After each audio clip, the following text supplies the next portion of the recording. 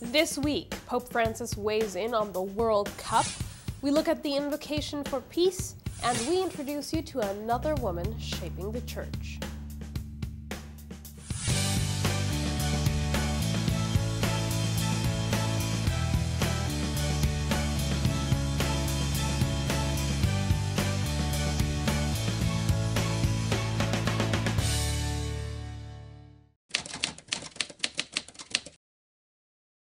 Hello and welcome to this edition of Vatican Connections. Now, the invocation for peace took place, and we'll look at the fruits of that meeting later on in our program. But if we're really honest, this week the topic of discussion around the water cooler is soccer. And it turns out the topic of discussion in the papal household is also soccer. Pope Francis released a video message for the start of the World Cup in Brazil. The video was broadcast on Brazilian television on the opening day of the international tournament. He said he hopes this celebration of sport can turn into a celebration of solidarity with the poor, especially since sport is a way to teach and transmit values that promote the dignity of the human person. Soccer, he said, should be a school where people learn the culture of encounter. One other story that came out of the Pope's visit to the Holy Land was the news that Pope Francis and the ecumenical patriarch Bartholomew are working on a so-called Third Nicene Council. But it seems the message got a little lost in translation. In an interview with Asian News, Patriarch Bartholomew said the two leaders, quote, agreed to leave as a legacy to ourselves and our successors a gathering in Nicaea in 2025 to celebrate together after 17 centuries, the first truly ecumenical synod where the creed was first promulgated. Now that sent media buzzing that there would be an ecumenical council with the Orthodox Church in 2025. The Vatican was quick to clarify the Pope and the Patriarch did discuss a joint gathering in 2025, but it's not a Third Nicene Council. It was meant instead to mark the anniversary of the Nicene Council, so there is something in the works for 2025, but don't expect another ecumenical council. An 82-year-old cardinal is going to walk 84 hours to get the faithful to support democracy. Cardinal Joseph Zen, the Emeritus Bishop of Hong Kong, is walking 12 hours a day to encourage citizens to vote in an upcoming referendum regarding the voting process and universal suffrage in the 2017 election for Governor of Hong Kong. Only half of Hong Kong's parliament is elected. The other half are appointed by a committee which is strongly influenced by Beijing. A full democratic election had been discussed as a possibility for 2017. Cardinal Zen was scheduled to start walking on June 14th.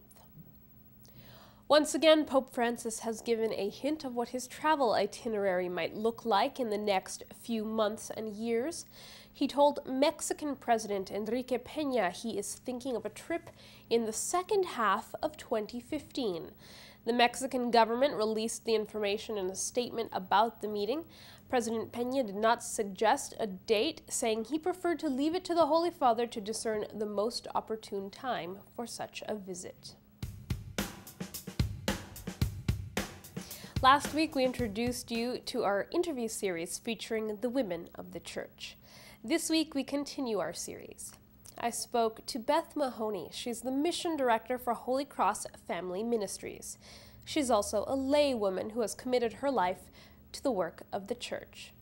I spoke to her about the various roles she's filled throughout her career and what she's witnessed in the last year with Pope Francis at the helm. So let's talk about your role as mission director. What does that mean? Okay. The mission director has the responsibility of making sure that the mission of Servant of God, Father Patrick Payne, is remaining faithful. So how do I do that? I look at the material that is printed, anything that is going on in our projects and our programs, looking at the content of everything to make sure that we are being faithful to the essence of what Father Payton really wanted the ministry to be all about. And that is about family prayer and the praying of the Rosary.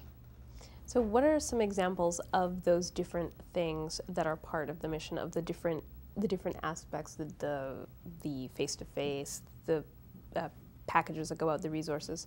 What are some examples of those? Okay, one of the programs that we have, which is very interesting and very complicated at times, is the Rosaries for the World program. And the Rosaries for the World program started by Father Peyton, and that's to make sure that anybody that requests a rosary receives one. So people write in, snail mail, call us on the internet, they fill out the form, and we fulfill these rosary requests. They can be individuals, families, schools, parishes, prisons, shut-ins, those in nursing homes. So the essence of this program is simply to fulfill the orders of rosaries that come in and the requests that come in for rosaries. Within that, it's the ordering of the rosaries, it's the insert to teach the rosary, the prayers, the mysteries of the rosary, all of that goes into the Rosaries for the World program. And then we have programs such as our pilgrimage to Ireland. And we prepare that, we communicate with people about the pilgrimage, and then we pick the places that we would like to go on the pilgrimage. So we identify a certain particular county, perhaps, in Ireland, but we always end up at the Father Peyton Center in County Mayo. So one aspect of it is how true are we remaining to the beginning aspect of his life, perhaps, and talking about the story of Father Peyton on the pilgrimage and making sure that everybody on the pilgrimage has a good sense of what Father Peyton lived as a child and how important the praying of the rosary was for him and why it was, and what effect his family had in the family that prays together, stays together, which was one of his favorite mottos of life. So that was one. And then another project we have are our videos that we produce and our manifest mysteries and our documentaries. And it's just making sure that we're staying true to the teachings of the Church and to the mission of Father Peyton of praying the Rosary. And then we have other programs and other books that we produce, and it's just making sure that everything is in line with the mission. So that's a big, big task. And you are doing this. You're guiding the mission and making sure it stays faithful to what it's supposed to be. How does one end up in your position? How did you end up being the director of mission for this organization? What was your journey? Everybody has a story that's behind how they get someplace, and mine was an interesting one. I come from an Irish background, for one. So we prayed the rosary. Father Peyton was very special in our family. My mom was born in Ireland, so she had the Father Peyton spirituality, if you want to say, or that as part of her life. And she brought that to the family. And we prayed the rosary. We listened to Father Peyton. My mother would talk about Father Peyton. So I had that instilled in me since a child. One of the aspects of the rosary is that it carried me through many events in my own life growing up, going through high school and through college and through adulthood. And the opportunity came when the president, Father John Phelan, called and he said, "What are you up to lately? You know, what's going on?" And I said, "Well, you know, I'm in between. I just came back from an international experience of teaching school in South America." And he said to me, "What are you going to be doing?" And I said, "Well, I'm thinking about, well, maybe I'll go back to education, not sure." I had some pastoral ministry experience in parishes and in hospitals, so I was debating if I was going to go back into pastoral ministry or education. And he said, "We have the director of mission position available for Holy Cross Family Ministries. Would you be interested?" So I met with him, and he went over the job description with me, and it was the background of a degree in theology and a degree in education, because the job also not only is guiding the mission, but it's also communicating with superintendents, people in the education field, and also people in parishes. And I have both experiences and both backgrounds. Right, you have the theology and the education. Was a fit for the ministry. Plus, I have the own personal experience of hearing about Father Payton and praying the rosary myself as a family. So let's turn now to Pope Francis. Sure. There's a lot of talk about the Francis effect, how since he's been elected, people have seen a change in their portion of the church, whatever it is. What have you seen? What has the effect of Francis been on both on Holy Cross Family Ministries, but also on Beth? Oh, interesting question. Very dynamic. Pope Francis has really had an effect. And the effect for me personally is he's given me a real good sense of energy for the mission. And when I say that for the mission, I mean even for my own involvement in the ministry of Holy Cross Family Ministries. Never mind the global church. Just for me personally, it's almost a sense of believing and wanting to live again and renew again.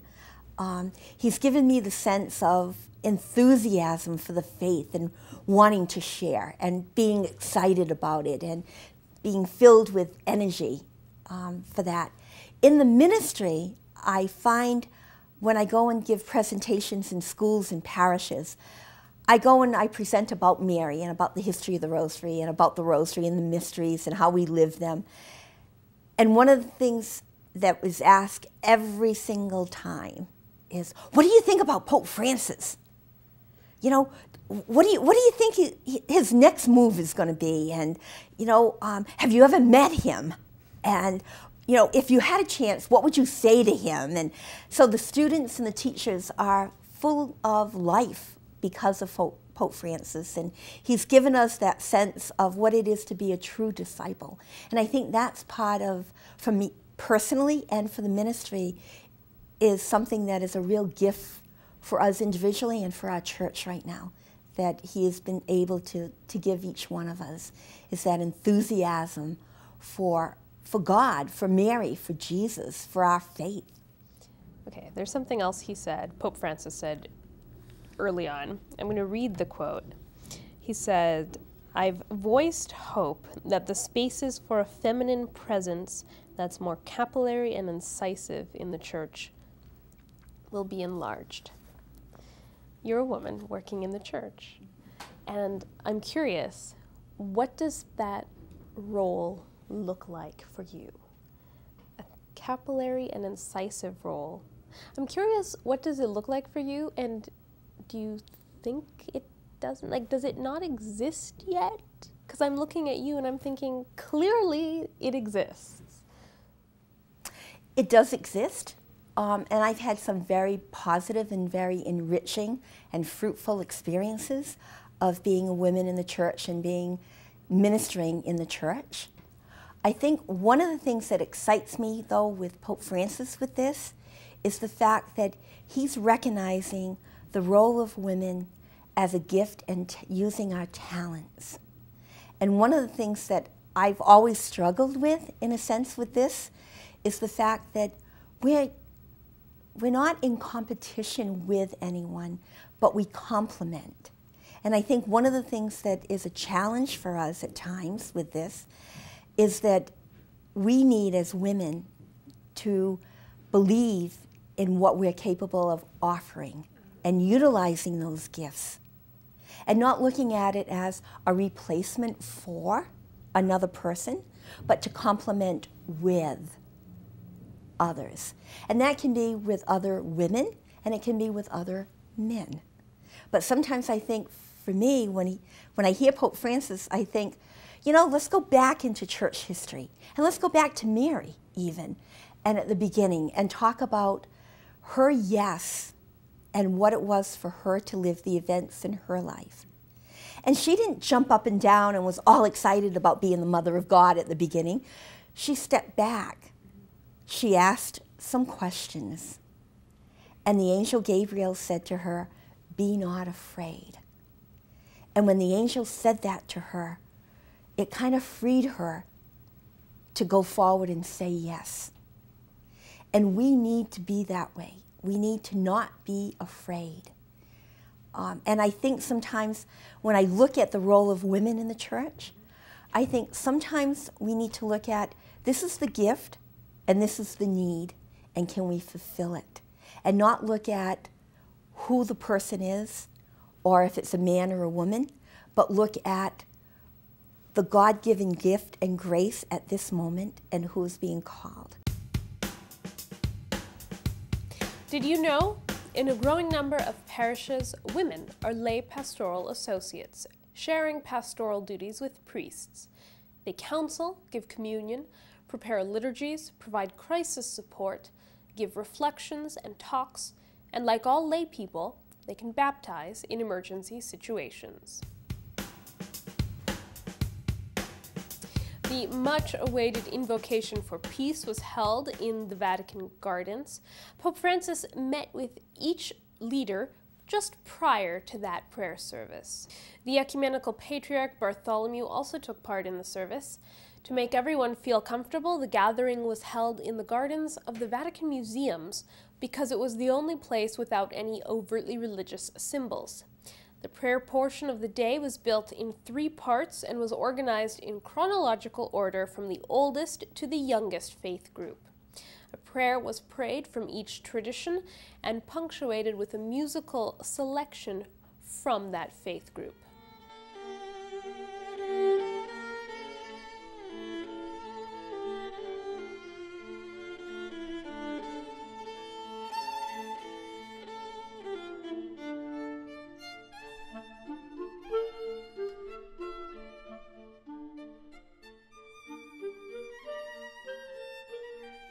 A reading from the book of Isaiah.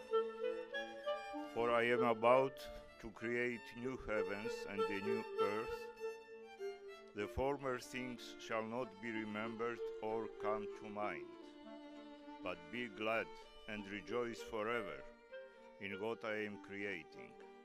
For I am about to create Jerusalem as a joy and its people as a delight. I will rejoice in Jerusalem and delight in my people. No more shall the sound of weeping be heard in it, or the cry of distress.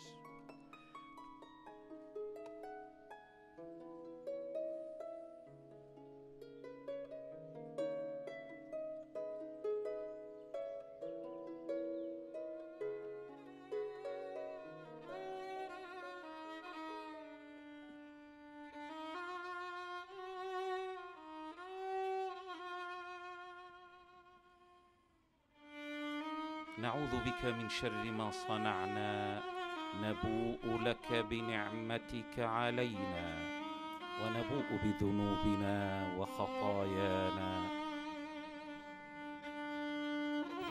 Each leader also had a chance to say a few words and give a sort of reflection on the topic of peace. Per fare la pace ci vuole coraggio. Molto di più che per fare la guerra. Ci vuole coraggio per dire sì all'incontro e no allo scontro, sì al dialogo e no alla violenza, sì al negoziato e no alle ostilità, sì al rispetto dei patti e no alle provocazioni, sì alla sincerità e no alla doppiezza. Per tutto questo ci vuole coraggio, grande forza di animo. La storia ci insegna che le nostre forze non bastano. Più di una volta siamo stati vicini alla pace, ma il maligno con diversi mezzi è riuscito a impedirla. Per questo siamo qui, perché sappiamo e crediamo che abbiamo bisogno dell'aiuto di Dio. Non rinunciamo alle nostre responsabilità, ma invochiamo Dio come atto di suprema responsabilità di fronte alle nostre coscienze e di fronte ai nostri popoli. Abbiamo sentito una chiamata e dobbiamo rispondere. La chiamata a spezzare la spirale dell'odio e della violenza, a spezzarla con una sola parola: fratello. Ma per dire questa parola dobbiamo alzare tutti lo sguardo al cielo e riconoscersi figli di un solo Padre.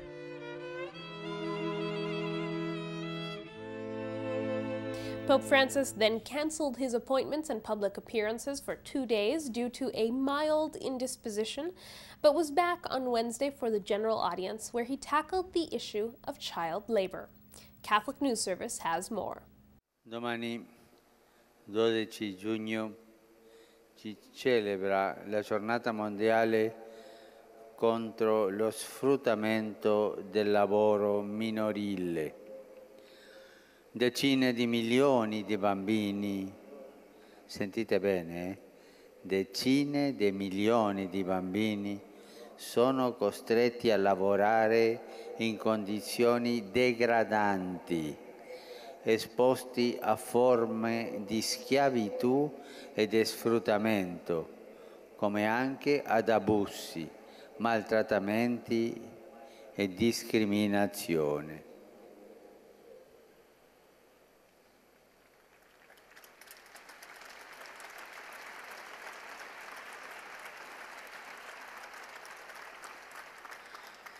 Auspico vivamente che la comunità internazionale possa estendere la protezione sociale dei minori per debellare questa piaga dello sfruttamento dei bambini. Rinnoviamo tutti il nostro impegno, in particolare le famiglie, per garantire ad ogni bambino e bambina la salvaguardia della sua dignità e la possibilità di una crescita sana. Una fanciullezza serena permette ai bambini di guardare con fiducia alla vita e al futuro. On Thursday, Pope Francis held a general consistory to approve the canonization of 6 blesseds. They will all be canonized on November 23rd, the feast of Christ the King. And on Sunday, Pope Francis was scheduled to visit the Sant'Egidio community headquarters in Rome's Trastevere neighborhood. The Sant'Egidio community began as a soup kitchen in Rome's oldest neighborhood. Today, the community kitchen is still there, but groups also do outreach in different neighborhoods and work for justice on a variety of fronts. The community has been heavily involved in the fight to end capital punishment, provide education for the children of gypsies, and promote international dialogue.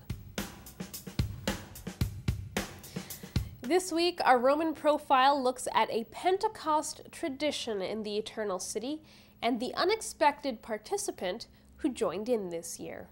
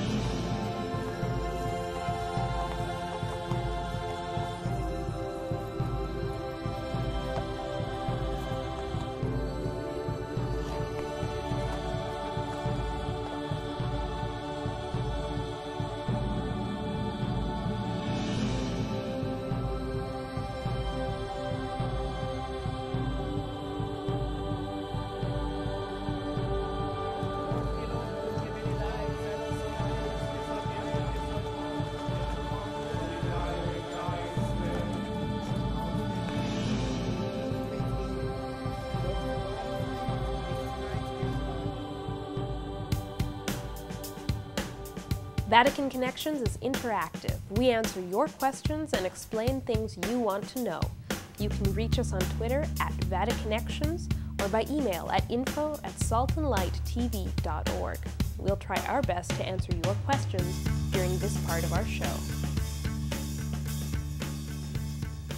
That's it for Vatican Connections this week. Join us next time as we look at how the Pope marks the feast of the body and blood of Christ. And of course, follow us on Twitter or Facebook for regular updates. From everyone here, thanks for watching and see you next time.